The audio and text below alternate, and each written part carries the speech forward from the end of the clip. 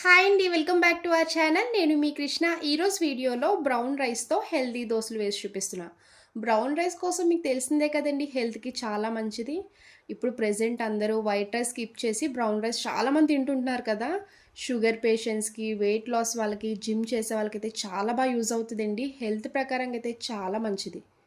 ఉదయాన్నే హెల్తీగా తినాలనుకుంటే ఇలా బ్రౌన్ రైస్‌తో హెల్తీ దోసలు వేసుకొని తినండి. క్రిస్పీగా, సాఫ్ట్‌గా. మీరు పల్చగా కావాలనుకుంటే పల్చగా వేసుకోవచ్చు. మందంగా కావాలనుకుంటే మందంగా కూడా వేసుకొని తినొచ్చు. టేస్ట్ చాలా బావుంటాయండి. ఒకసారి ట్రై చేశాక మీరే చెప్తారు చాలా వచ్చాయని. ఈ హెల్తీ బ్రౌన్ రైస్ దోసలు ఎలా చేయాలో ఒకసారి చూద్దాం రండి. ఇప్పుడు బ్రౌన్ రైస్‌తో దోసలు వేసుకోవడానికి ముందుగా పప్పు నానపెట్టుకొని పక్కన పెట్టుకోవాలి.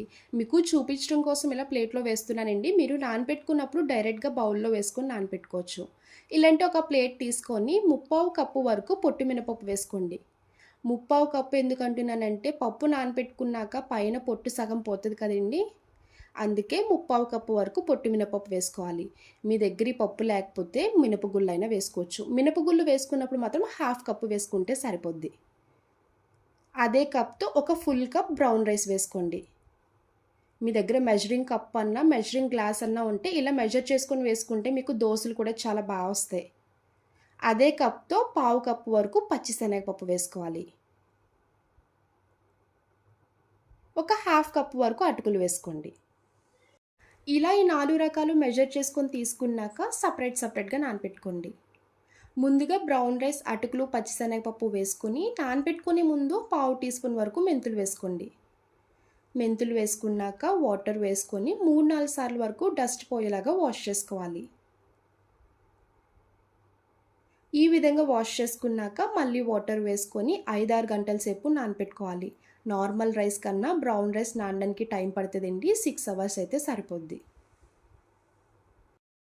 ఇప్పుడు పొట్టు మినపప్పు కూడా సేమ్ అలానే ఒక బౌల్లో వేసుకొని వాటర్ వేసుకొని 6 అవర్స్ వరకు నానపెట్టుకోవాలి. 6 గంటలయ్యాక చూడండి, శనగపప్పు, బ్రౌన్ రైస్ కూడా కంప్లీట్‌గా నానిపోయింది కదా!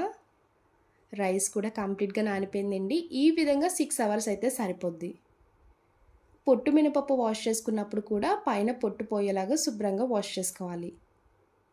ఇప్పుడు మిక్సీ చేసుకోవడానికి ఇలాంటి ఒక మిక్సీ జార్ తీసుకొని 2 సెపరేట్‌గా మిక్సీ చేసుకోనవసరం అవసరం లేదండి. మినపప్పు, రైస్, అటుకులు మొత్తం ఒకేసారి వేసుకొని రెగ్యులర్‌గా దోసపిండి ఎలా మిక్సీ చేసుకుంటాం, ఆ విధంగా మిక్సీ చేసుకుంటే సరిపోద్ది. మీకు మిక్సీ జార్‌కి ఎంత పడుతుందో పప్పు దాన్ని బట్టి వేసుకొని పిండి మిక్సీ చేసుకోండి. ఇలా పప్పు, బియ్యం మొత్తం వేసుకున్నాక కొంచెం వాటర్ వేసుకొని మూత పెట్టి రెగ్యులర్‌గా దోసపిండి ఎలా మిక్సీ చేసుకోవాలో ఆ విధంగా మిక్సీ చేసుకోవాలి.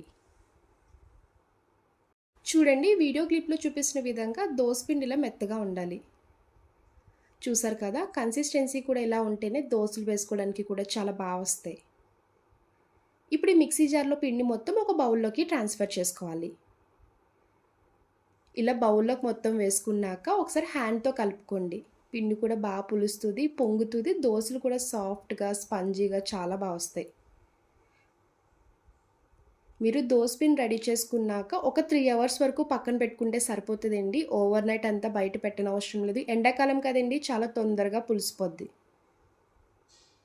ఈ విధంగా మిక్స్ చేసుకున్నాక మూత పెట్టి ఒక 3 గంటల సేపు పక్కన పెట్టుకోవాలి. ఒక 3 గంటలు అయ్యాక మీరు దోసలు వేసుకునే ముందు మూత తీసి ఒకసారి కలుపుకోండి. చూడండి, పిండి కూడా పులిసింది కదా! మీకు దోసలు వేసే ముందే మీకు అర్థమైపోద్ది దోసలు ఎంత వస్తాయో. చూడండి, పొంగింది కదా! ఇప్పుడు ఒకసారి గరిటెతో కలుపుకోవాలి. చూసారు కదా! వీడియో క్లిప్‌లో చూపించిన విధంగా మనకి బబుల్స్‌లో ఎలా ఫామ్ అవుతున్నాయో. ఇప్పుడు మీ టేస్ట్‌కి తగ్గ సాల్ట్ వేసుకొని కలుపుకోండి. ఇప్పుడు దోసలు వేసుకోవడానికి స్టవ్ ఆన్ చేసి పాన్ పెట్టుకున్నాక పాన్ హీట్ అయ్యాక ఒకసారి లైట్‌గా వాటర్ స్ప్రింకిల్ చేసుకోండి. మీ దగ్గర టిష్యూ ఉంటే టిష్యూతో క్లీన్ చేసుకోవచ్చు. లేదు అంటే ఆనియన్‌తో కూడా క్లీన్ చేసుకోవచ్చు. ఇలా ముందుగా క్లీన్ చేసుకోవడం వల్ల దోసలు కూడా చాలా వస్తాయి. ఇప్పుడు పిండి వేసుకొని దోసలాగా పల్చగా కావాలనుకుంటే పల్చగా వేసుకోండి. కొంచెం మందంగా కావాలనుకుంటే మందంగా కూడా వేసుకోవచ్చు. నేనైతే పల్చగానే వేసుకుంటున్నానండి. వన్ సైడే కుక్ చేసుకుంటాను. మీరు కావాలనుకుంటే 2 సైడ్స్ కూడా కుక్ చేసుకోవచ్చు.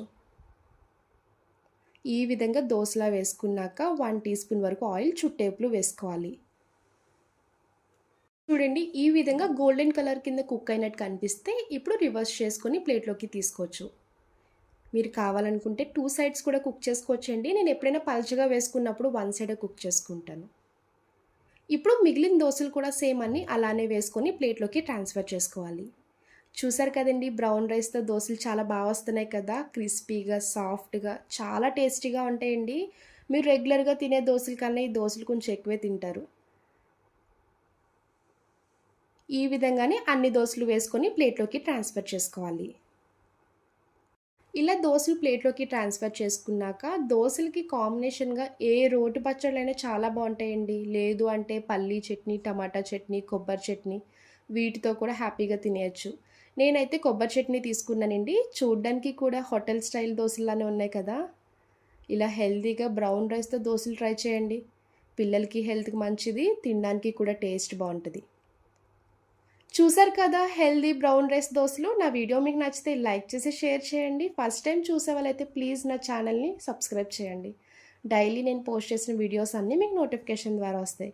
ఇంకో కొత్త రెసిపీతో మళ్ళీ కలుద్దాం. Bye friends, thanks for watching.